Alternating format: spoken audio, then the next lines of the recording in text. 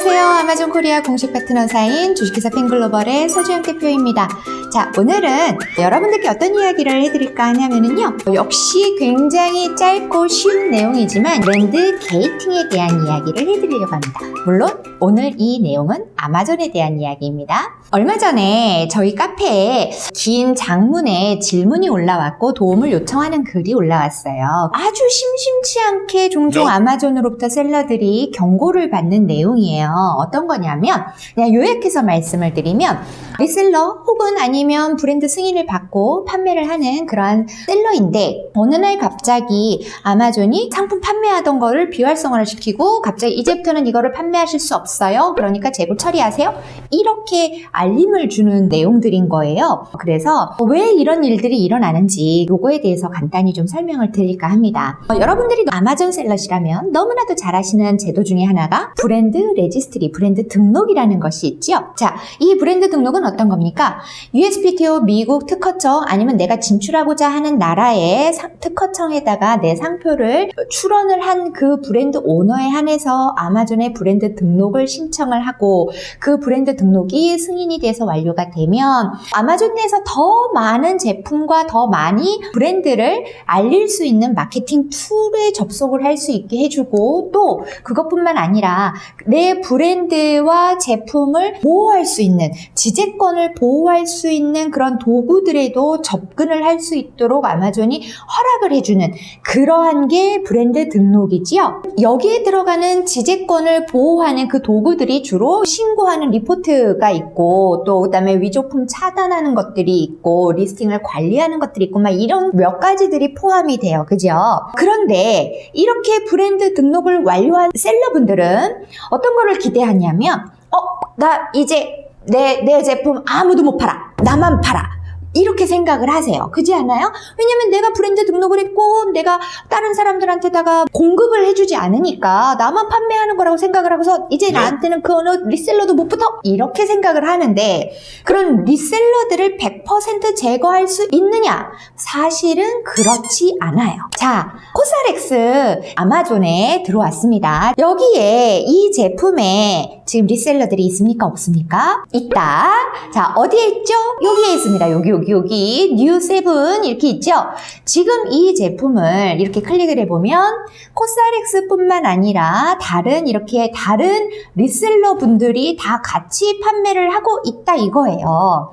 이해되셨죠? 그런데 코스알엑스가 이런 회사가 브랜드 등록을 안 했겠습니까? 했단 말이에요. 그런데 이게 이렇게 리셀러들이 붙는 거죠. 그래서 만약에 코스알엑스가 이 리셀러들을 안 되겠다 하고서 없애야 되겠다 하고 계속적으로 아마존에다가 신고를 하잖아요.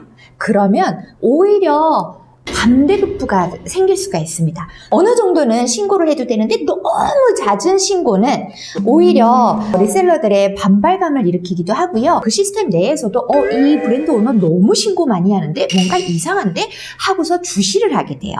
그러니까 브랜드 오너인 나는 브랜드 등록을 하면 리셀러들이 한 명도 없을 것이다 생각을 하고 그런 기대로 했는데 실상은 이렇게 내 상품이 내 브랜드가 유명해지면 리셀러들이 따라 붙는다라는 거예요. 여기에서 브랜드 오너사들은 몇 가지 선택을 하게 됩니다. 그냥 그들을 계속 놔둔다? 두 번째, 그들이 달라붙을 수 있는 상품은 그대로 두고 아니면 나는 나만의 상품 별개로만 한다. 또 세 번째는 정말로 다 나가게 한다. 몇 가지들이 있어요. 그런데 이러한 옵션들을 선택해야 되는 이유는 뭐냐면 우리 셀러들이 기대와는 달리 아마존에서 브랜드 레지스트리라고 하는 그 프로그램이 리셀러를 완전히 차단하는 기능을 포함하고 있지 않기 때문에 이런 일이 벌어지는 거예요. 그렇다고 하면 그럼 완전히 브랜드 오너가 리셀러를 완전히 차단하는 그러한 방법은 없겠느냐?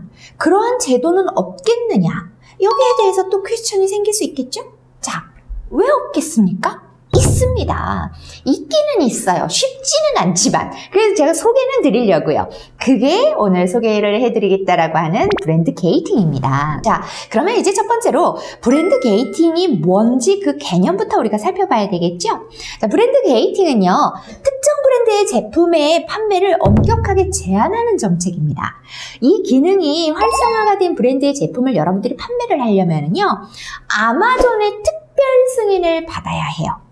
이를 통해서 신규 셀러나 승인받지 않은 셀러들이 해당 브랜드를 절대적으로 판매하지 못하도록 막는 겁니다. 그런데 그러면은 모든 브랜드 오너들이 그러면 이 브랜드 게이팅을 신청하면 되겠네요? 라고 생각하시겠죠? 아닙니다. 그렇게 할 수가 없습니다. 기본적으로 브랜드 등록이 되어 있어야 되는 것이 맞아요. 그런데 브랜드 등록이 되어 있다라고 해서 브랜드 게이팅을 할 수 있는 것은 아닙니다. 그 중에서도 제가 지금부터 말씀을 드릴 몇 가지 사항을 다 해당이 될 때, 그럴 때 신청을 할 수 있어요. 그 첫 번째 기준 첫 번째는 브랜드의 크기와 영향력입니다. 아마존에 브랜드 등록했어! 라는 걸로 인해서 아주 소규모 브랜드가 바로 이것을 신청할 수 있지 않아요. 세계적으로 잘 알려져 있는 브랜드일수록 높은 시장 점유율이 필요하고요. 브랜드 가치도 높아야 돼요. 브랜드의 크기와 영향력이 있어야 됩니다. 여기서 많은 브랜드사들이 이렇게 조금 걸러지지요. 두 번째는 또 위조품의 문제가 있어야 됩니다. 그러니까 브랜드가 세계적으로 유명하다 보니 이 제품을 카피하는 제품들도 많을 거 아니에요. 그럼 이렇게 카피 제품으로, 위조 제품으로 인해서 진짜 리얼 브랜드가 심각하게 피해를 입었던 그런 경험, 이런 것들이 있는 경우에 아마존이 해당 브랜드를 보호하기 위해서 판매자를 제한을 합니다. 세 번째는요, 아마존과의 독점 계약이 있는 경우예요. 제가 예전에 약 11개월 전에 우리 유튜브 채널에 올렸던 1P, 2P, 3P 이 샐러드를 이렇게 알려드린 적이 있어요. 아마존과 브랜드가 직접 계약을 체결한 1P, 이 계약을 체결한 경우는 아마존이 직접 해당 브랜드와 상품을 판매하고 자기가 판매를 하기 때문에 타사셀러를 차단할 수 있습니다. 그러니까 이렇게 기본적으로 세 가지는 이 중에 하나는 돼야지 게이팅을 신청을 하실 수가 있는 거예요. 그럼 이번에는 세 번째로 브랜드 게이팅을 신청을 하기 위해서는 어떤 서류들을 준비를 하시는 것이 좋을까? 그거에 대해서 말씀을 드려볼까 해요. 가장 기본적으로는 첫 번째, 상품을 등록을 했다라는 증빙 서류가 필요하겠죠? 이게 뭐예요? USPTO에 상표가 등록이 되어 있다라고 하는 상표 등록 인증서가 필요합니다. 그리고 두 번째가 혹시라도 특정 유통업체에게 제품 판매를 허가했다라면 그 허가했다라는 증빙 자료가 필요한 거예요. 그러니까 예를 들어 아까도 말씀드렸듯이 이 게이팅을 하고 나면 사전에 협의가 된 셀러만 판매를 할 수 있도록 할 수 있다라고 했잖아요. 그런 경우에요.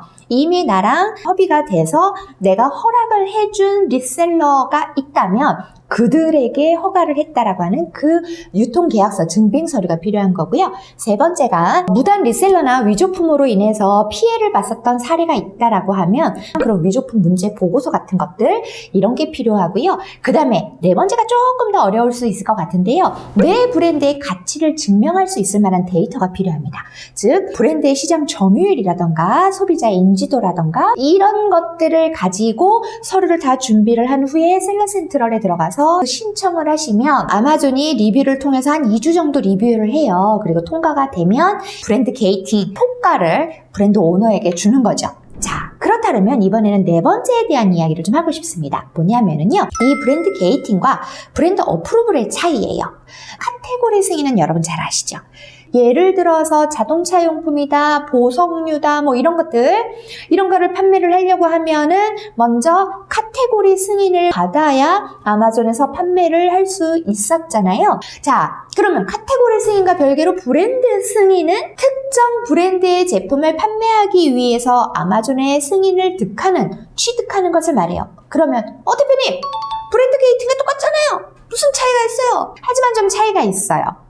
브랜드 게이팅은 특정 브랜드의 제품을 판매를 하려면 아마존의 사전 승인을 받아야지만 판매할 수 있도록 제한하는 기능이에요. 브랜드 승인이라고 하는 것은 특정 브랜드의 제품을 판매하려는 셀러가 아마존의 허가를 받기만 하면 해당 브랜드의 상품을 리스팅하고 판매를 할 수 있게 되는 거예요. 그러니까 이 브랜드 승인이라고 하는 것은 엄밀히 말하면 브랜드 게이팅에 속해져 있는 일부분인 거예요. 이해되셨습니까? 브랜드 게이팅이 더 큰 개념입니다. 그래서 특정 브랜드 제품을 판매하려면 셀러는 추가적인 서류랑 정보를 제출을 해서 아마존에 허가를 받으면 판매할 수 있도록 되는 거죠. 이해되셨죠? 제가 그래도 혹시나 몰라서 그 내용들을 이렇게 표로 정리를 해봤어요. 브랜드 게이팅은 적용 대상이 브랜드 전체고 브랜드 승인은 적용 대상이 개별 셀러다. 두 번째, 그 목적은 브랜드 게이팅의 목적은 무단 리셀러와 위조품을 방지하는 데 있고 브랜드 승인의 목적은 셀러 자격을 검증하고 관리하는 데 있고요.